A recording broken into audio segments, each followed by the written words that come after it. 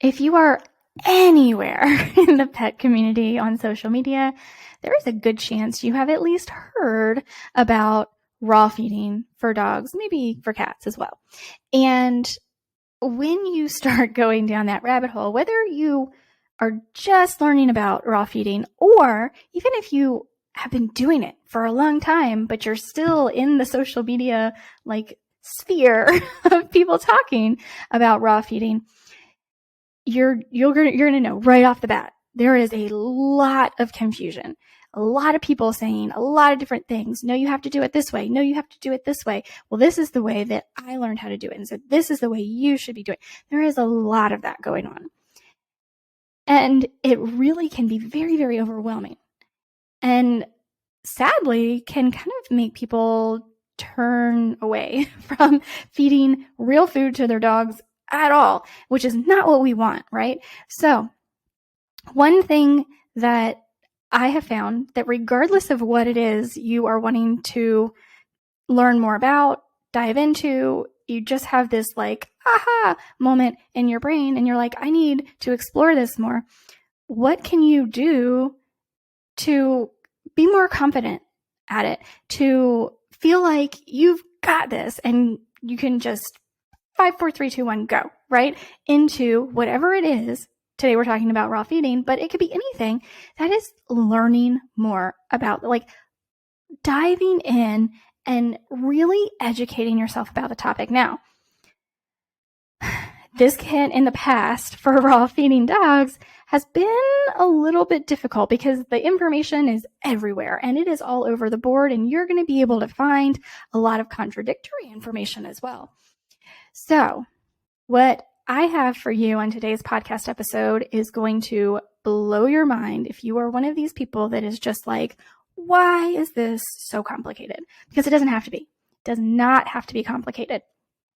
So on today's episode, we're talking to Kay from Real Dog Box. She's actually heading the Feed Real Institute, which is a subsidiary of Real Dog Box. They are providing incredible education to pet parents and veterinary professionals. And Kay is going to be talking to you today about exactly what happened, why they put this program in place, and what you can expect to learn. They have an incredible pet parent program where you can go, it's an education program where you can go in and learn all the ins and outs about raw feeding your dog. It is incredibly comprehensive, but also easy to manage and understand, which I think is the defining factor in action, right?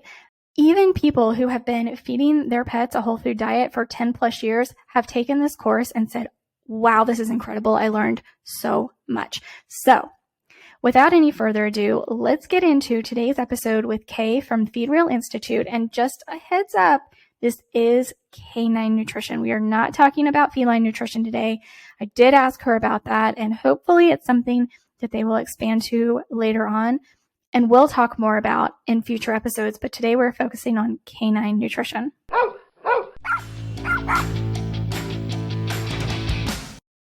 Have you tried training methods that just didn't work?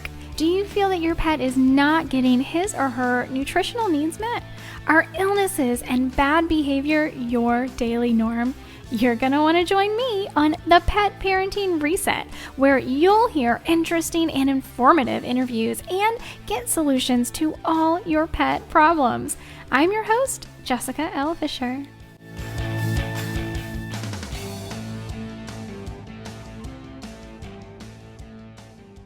Well, Kay, thank you so much for joining me today. I'm so interested in learning more about you and your story and the Feed Real Institute. So tell me a little bit about yourself. Okay. Well, I became a vet tech 40 years ago.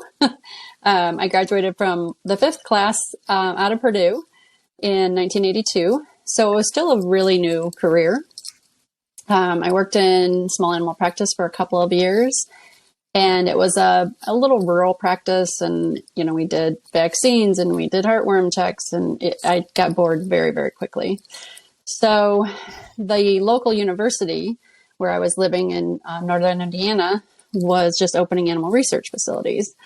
Never thought I'd work research, but I applied for the position and started as a vet tech and ultimately was their associate director of 2 animal facilities at the University of Notre Dame for 32 years.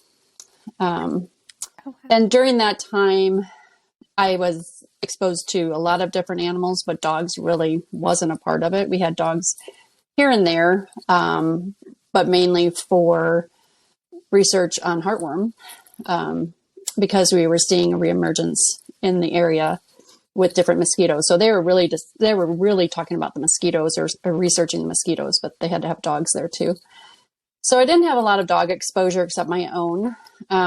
That job abruptly ended in 2017 because they reconfigured all of their departments and decided that middle management wasn't part of their paradigm anymore. So after 32 years, I lost my job and didn't really know what I was going to do. So I kind of floundered, got into the human medicine world in 2019. Bad mistake. So I worked in urgent care from 2019 to 2022, all during the height of COVID. And it was terrible. It was terrible. Humanity had really changed. And I had to get out. Yes. And so I found this job at Real Dog Box. They wanted a remote writer for their website. Well, I was really missing academia. And one of the benefits of leaving Notre Dame when I did, I was considered retirement age. And so I was able to retire, which meant I retained all of my email and my access to their libraries and all that kind of thing. So that's been extremely beneficial, doing all this research, because I can pretty much find anything that, you'll be on the net and they'll say, pay $50 to read this article. I can find those articles. And so it's been great. And I've used that and really dug into all the information that I've used then to create the course at Feed Real Institute for the Real Dog Box. And that's where I am now, is just constantly researching, writing, and teaching about what we're doing. Well, that sounds like the perfect job. It has been wonderful because it's fully remote. So I was able to move down into Tennessee where my daughters and grandkids are.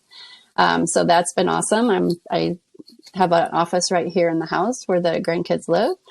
And so it's been great. And then we have, we're doing a lot of travel because we're taking our information on the road to all the veterinary conferences. So I'm living the dream right now. Wow, that is quite a career. How interesting. I don't know that I've actually ever met anyone who did research like that. I mean, obviously I've read tons of research, but to meet someone involved in it, I feel like, I don't know, I think my skin is too thin to do something like that. It was very difficult. We mainly use mice, rats, and fish. And so it's a little harder to get attached. But yeah, it was very difficult. And it really wasn't aligned with what I needed. And it really did affect me. Getting out of that was the best thing that could have happened to me. And I feel like I reclaimed my soul. And I liked being involved in some of it. I love the science. I love researching, but it's a double-edged sword when you're using animals, and it was hard. And I must say, I'm glad to be out of it. Yeah, I actually, if you don't mind, have a quick story for our listeners. And the reason that I'm telling this story is because I think it can put a little bit of perspective in people's minds, and something that made a huge impact on me. Giving me perspective. So for my longtime listeners, they know that I do have a bachelor's of science in psychology. And as part of that, I had to go through a lot of understanding scientific process and how to set up research studies, blah, blah, blah. And of course, so many of us are animal lovers. And my teacher told us at one point, he said, everybody close your eyes. So if you're listening to this, as long as you're not driving, close your eyes. And he said, if you are 100, if in your heart you're just like absolutely completely against research on animals, raise your hand. And probably everyone in the class raised their hand. I don't know. My eyes were closed. And then he said, okay, put your hands down. And he said, think of somebody very, very, very close to you, your mother, your father, or your brother, your sister, your grandparent even, and they need, they're going to die. They need this drug, whatever XYZ drug. And it is the only thing that is going to save them. But the only way to get that drug is that it has to be tested on a rabbit or a dog first. Would you test it on a rabbit or a dog first to get that drug to save your loved one? And he's like, okay, raise your hands. And, with your eyes closed, you don't know who's raising your hands. But at that time, I was only about, 6 years out from my father passing away. So it was like that's why I say like it can be really impactful to really put perspective on, no, I don't want research on animals, right? But at the same time, like putting that perspective on it. So I thought it was a good, story to interject for people, because I know people listening to this podcast are very, they're animal lovers. They're very like, no, why would you do that? Yeah, it is hard. And part of what I was able to keep myself there is that I was the voice for the animals. And so I ran the animal enrichment program, and like every animal there, mouse to fish to whatever, had some type of enrichment in their enclosure. And then I was also the voice when it came to the actual procedures and the protocols, and said, this isn't working. We need to regroup. We had a couple of studies that just had to be stopped and start back over, like I was the voice. So that's what made me be able to sleep at night, but it was still very, very hard. And like I said, I'm relieved to be out of it. So. Yeah. Goodness. That would take a toll. It does. Well, thank you for being there, your voice while you were there, at least. So transitioning into, being a writer for Real Dog Box, and we'll talk about that in just a minute, what Real Dog Box is for our listeners. We'll talk about that in just a minute. And the Feed Real Institute. I'm interested to learn just exactly what is Feed Real Institute? Okay. Well, first of all, what I'd like to introduce is that I had to make huge paradigm shifts. I was trained as a classical, vet tech. And so I was trained that kibble was what you fed your dog its entire life. I was trained that you give annual vaccines. I was trained that you spay neuter early. I was involved in I actually had a charity for a spay neuter assistance program when I was in South Bend. And it was for low income, and it wasn't necessarily early spay neuter, but we helped get their dogs spayed neutered. I was also part of a group that funded vaccines. And so I look back and I pulled out of, the spay neuter assistance program, we ended that charity and we put it into another one. But I stepped back from that charity because I'm like, I don't believe in all this anymore. And I took a big hit as far as the friends that I had in that charity, because they were really insulted that I backed away. But that's okay. I had that big paradigm shift. And then with the food, it was one of those moments that I think, why did I wait so long to understand this? It was really an odd feeling. And so I've learned so much. And so when I took on the job, basically, it started just creating content for the Feed Real page. So the Feed Real Institute is the educational side of Real Dog Box. Real Dog Box is a monthly subscription box that you can get for your dog, and you have options of treats and chews, and a combination of those. And so we were doing a really good job getting people easy ways to put good products or good food into their dog's dish. But we weren't educating them as to why. So that's why Ruby and Turk said, we need to educate people. and they created the feed reel side. And so when I started, it was just to create content.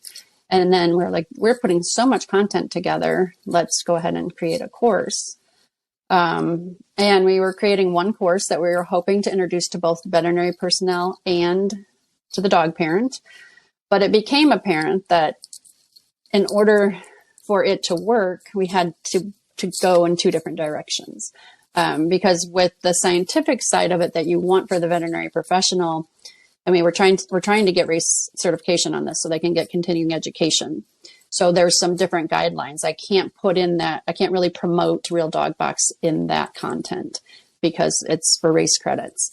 So I said, we need to have two different paths. So then we're like, okay, let's regroup and start going in two different directions.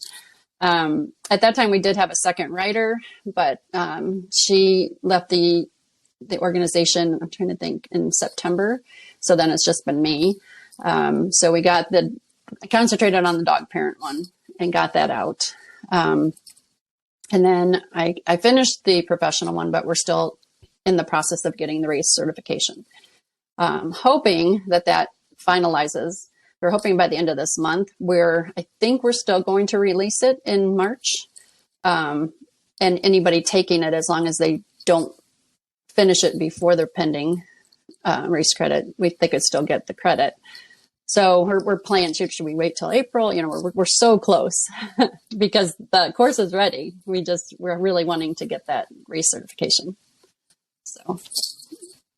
Awesome. Yeah, I've heard so many good things about the pet parent one from other people that I'm friends with and follow on social media, that like even people that, have been doing this for many, many, many, many years are like, I learned something, and that was really cool to hear. It was really great for me to hear because I'm, not even 2 years into this journey. So to know that I can help people that have been in it a long time is great.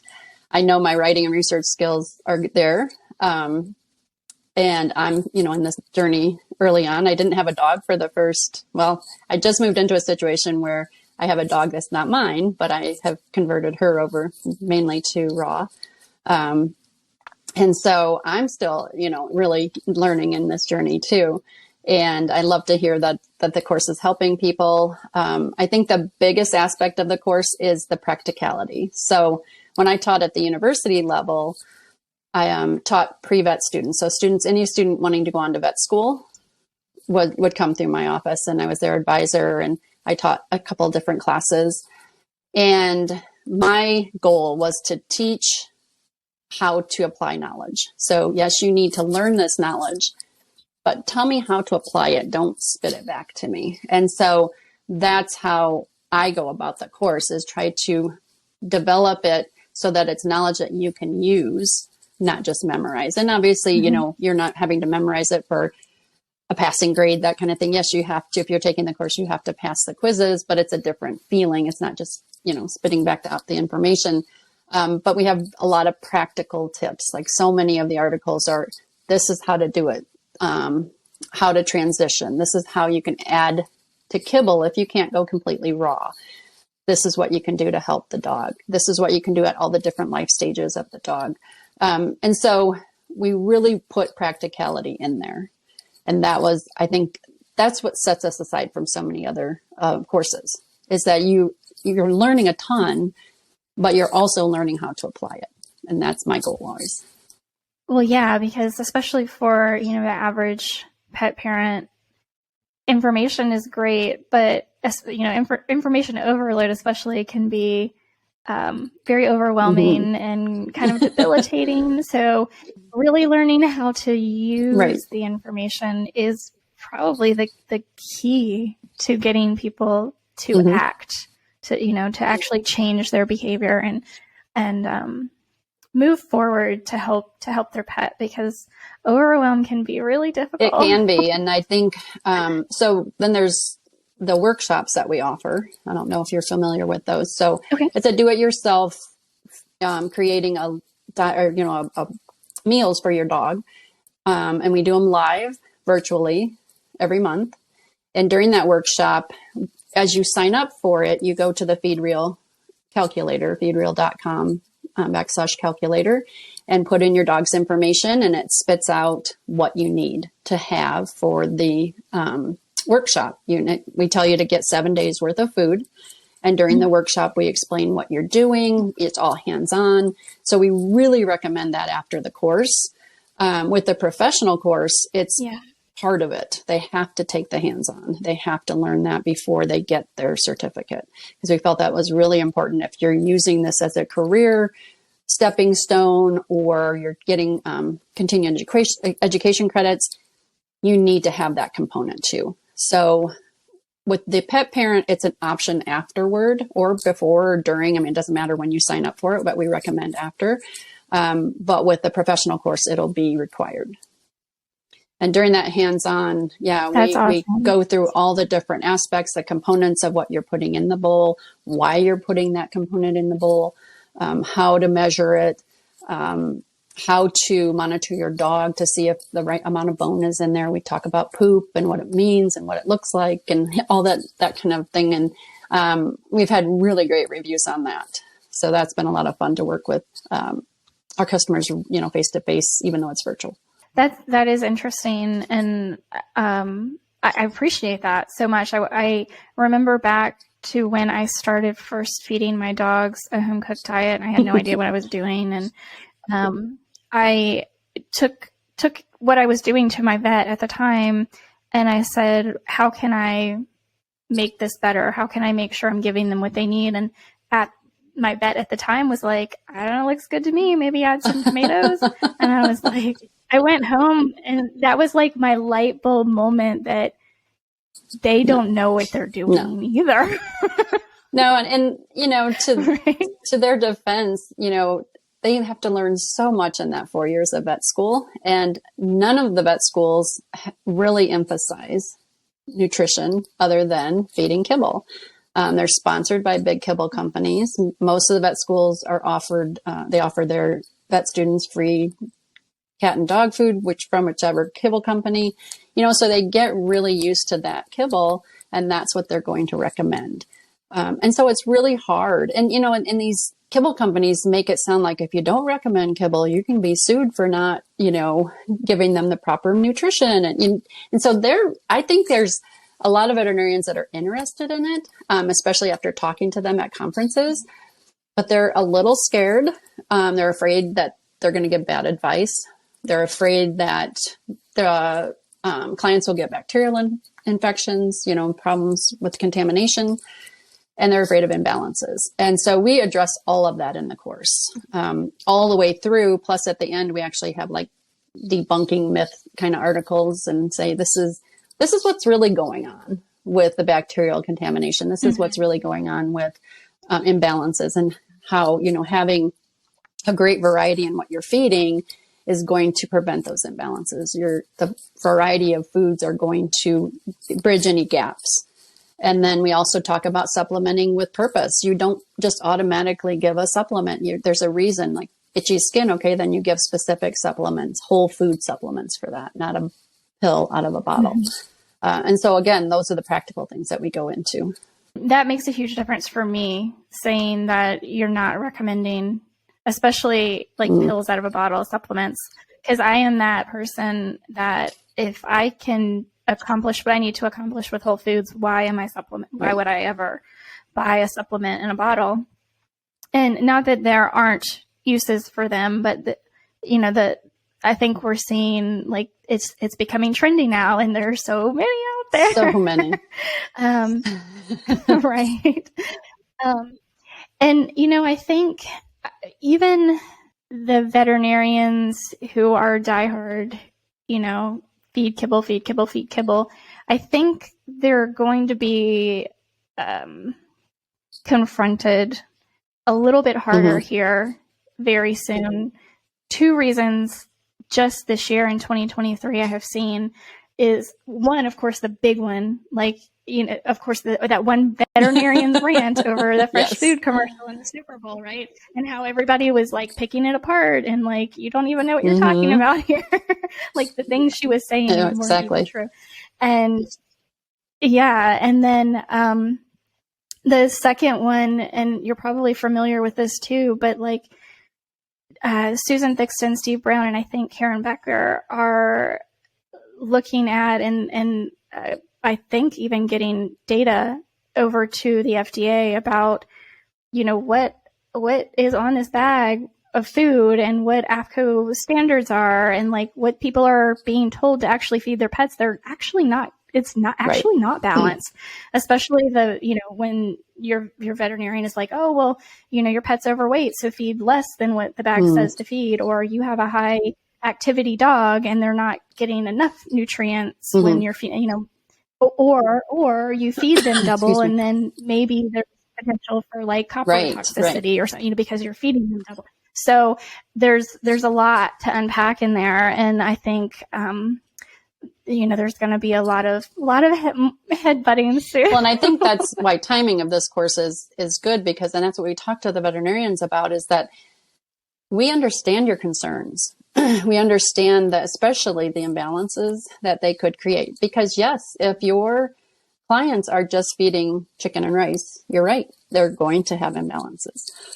Excuse me. And so that is what we address. We address all of that and why it is so crucial to feed this combination and having different proteins added in, a lot of variety in all of your different components, so that you don't create imbalances. Do we try to meet those AFCO requirements? Absolutely not, because in our case, the whole food is so much more bioavailable. They don't know how much is getting absorbed. But there's been a lot of studies about synthetic vitamins and minerals and how the body reacts to them. And the body doesn't know what to do with those. Yeah, they link to the receptors and they just kind of sit there and they block the receptors for the real vitamins and minerals. So then you can cause imbalances with that. So we really try to unpack that, as you put it, and try and show people why whole food supplementation is so much better. And with a purpose. You don't, you see all these pretty bowls on Instagram and Facebook and they're just throwing in all these pretty things because the bowl looks pretty, but that's not with a purpose. Like a really good purpose would be during flea and tick season. Then you add a little bit of garlic in their food to keep the fleas and ticks off of them. That's supplementing with the purpose. That's supplementing for a reason. Your dog's getting a little bit, arthritic due to age, then you start giving them more glucosamine and chondroitin with whole food supplements like chicken feet and tracheas and things that have that cartilage in there that they're going to get that from. I want to pivot really quickly, if you don't mind, because on my journey, and my longtime listeners will know, like I started working with cats. I transitioned to working with dogs as, a positive reinforcement dog trainer. And I've been transitioning into health coaching because I found with the dogs that I was training, changing their diet, adding fresh foods into their diet makes such a huge difference in behavior. And because you seem to be the person to ask about it. I know, I just it's back here somewhere, Dr. Connor Brady's book, Feeding Dogs, he really focuses on that and in one part as well. Like, I'm not making this up, right? Like, this is real. It's very real. And that's because of the gut microbiome. If the gut isn't getting what it needs, then the bacteria cannot produce the hormones that we need. This was one of my aha moments when I was doing all of this. I had a lot of them, but this was one of my early on, is that 90% of the serotonin in your body is produced in the gut. I just always assumed it was a brain thing, because that's what they talk about. And so, yes, if the gut microbiome is off and the serotonin is not being produced and the dopamine is not being produced and the acetylcholine and GABA, which I don't remember exactly how to say everything that's with, and norepinephrine, those 5 things are part of the gut. And so if the gut is not happy, you're not getting happy hormones to create a happy dog. So that is huge. And I've heard the same thing. I'm not a dog trainer, but I do know some, and they've said the same thing. Like, one of the first things they'll ask is, what are you feeding this dog? Especially these really reactive dogs. And let's try a raw diet. do a animal biome, fecal test, see what their microbiome is looking like, and go from there. I mean, if that gut biome is not happy, you're going to have a reactive dog. So I think that you're right on track. Yeah, absolutely. Yeah, I have had many hyperactive, reactive, whatever, and everything in between. Even dogs that are just like, I just can't get them. Like, they're good, I just can't get them to listen to me when I want them to listen to me. Like, yeah, it's all around has helped everybody. What was I getting ready to say? Thank goodness I can edit. Yeah, so I'm glad you brought up the animal biome gut health test, because so my dog just turned 9, and one of the things I did was I thought everything was fine. Ever since the day we adopted her, she has been raw fed. we really, knock on wood, have not had any real issues with her. But I just decided, you know what, I'm going to do the gut health test. I want to see where she is, make sure everything's okay. She's getting into her senior years, blah, blah, blah. And the test showed me that she was not getting enough fiber. And what I found in talking to Billy Hokeman is that is something Animal Biome is finding, that raw fed dogs specifically, they're just not getting enough fiber. And my dog, as an individual, she does not like eating vegetables. I buy her commercial raw food, so it's a grind and there are veggies in it.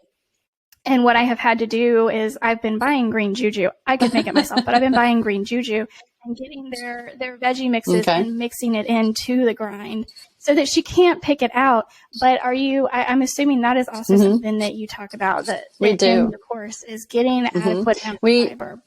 Because that is actually a big source of contention in the raw feeding world, right? Some people are like, absolutely no vegetables, and others are like, yeah, veggies are great. And we address that to look at both sides. So if you don't believe in the vegetables, fur and feathers are a great way to get that fiber.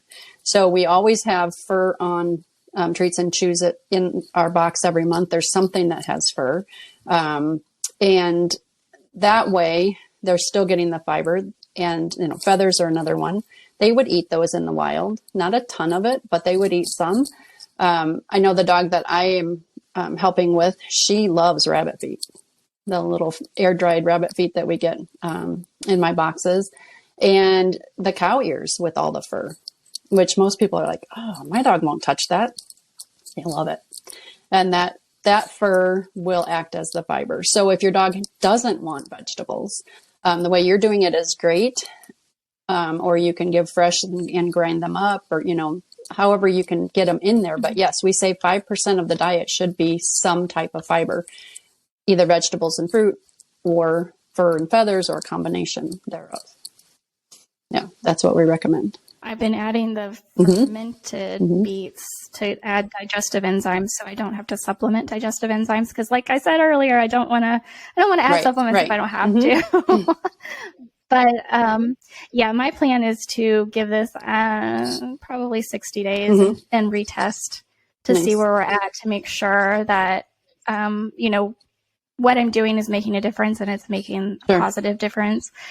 That's awesome. I'm glad that you are addressing that in the course, because I know it is a big, people butt heads over this. And exactly. And like I said, we address it as 5% fur or other fiber.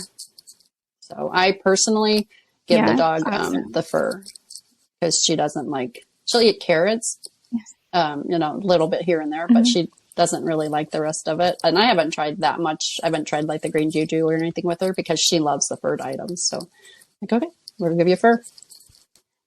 Yeah. My dog is still a little bit picky about the green juju, but one of the reasons that I like it is because they will also use some sort of bone broth in it to probably just give it a little bit more of a, flavor that a dog would actually want to eat. Bone broth is so good for so many things.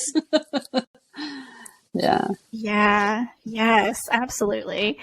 So I thank you so much for bringing all of this information. I'm very interested in the course. And I didn't know that about the monthly, like getting together, putting the meals together. I didn't realize they did it virtually. So that's good to know. I thought we did do it in person up until I think October is when we did our first virtual. They're not even doing them in person anymore because the virtual ones are working so well. Great. Once a month. I know our next one's the 11th of March. And then I think the 15th of April is going to be our April one. I think the March one, we might have 1 or 2 spots left. We try to keep it at 8 people so that we can address everybody's concerns. We always have somebody. Right now, Ruby's doing the actual talking and the cutting and all that while we go through. And I'm there taking notes and writing down what articles we need to send people that they had specific questions. So each of the workshops is different. It all depends on who joins us and where they're at in their journey. We answer so many questions and we can tailor it specifically. Like my dog that I'm working with, she will not eat raw chicken feet. But if I boil them for 3 minutes, it's enough to bring that out. And they're still raw, but it's enough for her to accept them. And the same with some of the other organs. So yeah, if I just cook them just barely. So those are the kind of tips that we give you specifically as you're creating this and we're talking to you and, or you couldn't find specific things. We send you out to find everything that you need. Which is a great exercise in and of itself, because you may have to hit 3 or 4 different markets to get that, and depending on where you live. And then we can also talk about what Real Dog Box has. Like I am getting the organ grind mix from here on out because Kona doesn't really like the raw organs, and it's the organ mix is so easy. It's like sprinkling salt and pepper on their food, kind of thing. So that's a new product that we have just added. They can add on to your subscription box. And it's great because it always has liver and then it has another secreting organ. And you've got that taken care of. So yeah, there's ways for us to help you. There's ways that we can talk you through on those workshops. I've learned so much helping with the workshops and really, really enjoy. I'm going to be taking them over. I think April's going to be my first one that I actually do the whole thing. So yeah. Yeah. Yeah, it's awesome to see how far it's come. I think I mentioned in an email to you, I used to live in San Diego. So this was like 7-8 years ago. I used to do the pack walks with Ruby and Turk, and it's awesome to see how far they've come. And they just keep growing, and I've so enjoyed working with them and appreciate their vision because they just keep seeing, forward. Like the role that I have as an educator, I don't know of any other company that has a full-time educator like I am for, working for them. And I love writing and researching. I mean, that's me, and then to be able to share it on top of that is the perfect fit. And so I love their vision. I love working for them. I've been out to the kitchen a couple of times and they put me on the line and I have to, know what's going on and help pack and cut and dry, And so I'm so impressed with our team, and it's a great organization, and I really am proud to be part of it. So Kay, where can people find all of this? There's a lot, but where can people find the course, the box, if they go to feedreal.com/courses, the courses are all there, or just go to feedreal.com and look at all the things that we offer, the workshops, the courses, the articles, everything is there. And then Real.dog is where they can go in and find the subscription boxes and sign up for those. And all of that's tailored to your dog too. Some dogs may have a true sensitivity to chicken. Just indicate that on your profile. You'll never get chicken products. Some people are really not wanting to get furred items. It just is one of those things, I don't want that. Okay, then we won't send you that, very specific. So all of that is very, very accessible. We have for members on the Real Dog Box subscription, those members can get onto what we call the secret shop. And those are items that we can't get enough of to get the whole subscription box group to get. So you jump on the secret shop and you get a text and people jump on as soon as that opens, and we usually sell out within 20 minutes of everything we have on there. The organ mix used to just be on the secret shop, and now it's an item you can get on a regular basis. We were testing it to see how it worked. So yeah, there's the secret shop is funny because even I'll be like, oh, I'm going to be busy. I can't get on. And I'll get on for our dog here. And then we have a couple of cats here on the property, and we feed them a lot of like the organ mix and that kind of thing. Works for cats too. So yeah, it's been a lot of fun. Yeah, absolutely. I know I don't like to really buy things that I can't give to both my dog and my cat. Yeah. Generally. Yeah. So many of our subscription box members say that their cats love a lot of the items, and you assume, oh, they're going to love the fish because there's always fish in the box. There's always organ meat, fish, 3 different chews, and muscle meat. Well, the cats love the muscle meat, the organ meat, the chews, the lighter chews. Yeah. No, it's not just the fish. So it works out really well. No, it's not, definitely. My cats are they love the organ meat and liver, heart, all of it. They're down. One of our cats loves everything. The other one is so kibble addicted, and we're slowly trying to get him off of the kibble slowly. And he likes like fresh fish, like herring and sardines, that kind of thing. He will eat a little bit of the organ meat, but actual muscle meat, he won't even look at it. So, and again, that's why we have these workshops. That's why we have where you can actually consult with our nutritionist too, as a member of the Real Dog Box. You get a monthly free consultation with a subscription, so you can really hone in on what it is that you need to change, or you just have questions or concerns. You can work with a nutritionist every month, and you can be assigned to one, so you get the same one every month. That's an incredible value. Wow. Yes. I did not know that. So become a member of the Real Dog Box, and that's one of your perks. Yes. Well, Kay, thank you so much for joining us. I normally end by telling everyone to give their pets some extra love, but do you have any parting words for all of our pet parents and their pets? I think the biggest thing that I have found that don't shame yourself for not knowing this before. I mean, I was a vet tech for 38 years doing the kibble thing, and it's really hard not to shame myself for it. But I know what I know now, and I'm going forward with it, and I'm doing the best I can. And don't shame kibble feeders either. We really strive to make them help their dogs by adding extra things. But we never judge or shame people for feeding kibble. We want them to understand we do understand, and there are other ways that you can enhance what you're feeding. So those are kind of my parting words. Those are some really great ones. We were all kibble feeders once. I don't think I've talked to anybody in the pet space that was not once a kibble feeder. So of course we have to give each other grace. The only other thing, if you do go to myreal.dog/K, you can get 10% off of all of the course, or your for subscription box, you can get $10 off. So there are ways to get some discounts from today. Perfect. Thank you so much. And I will put all of that in the show notes. Thank you so much for joining us, Kay. Bye-bye. Thank you so much for listening to today's episode. Make sure that you're following the show so you never miss an episode. And please take a moment to rate the show on your podcast app. I'd also love it if you'd share this podcast with your friends and family so that they can benefit from the information to help their pets live long, happy lives too. Don't forget to take advantage of this special discount as a listener today and get access to over 100 online videos and my online dog training, The Furry Family Coach. Just go to thefurryfamilycoach.com and use code PODCAST at checkout to get your first month for only $7. That's thefurryfamilycoach.com and use code PODCAST at checkout to get your first month for only $7. I can't wait to have you join and see you on the inside.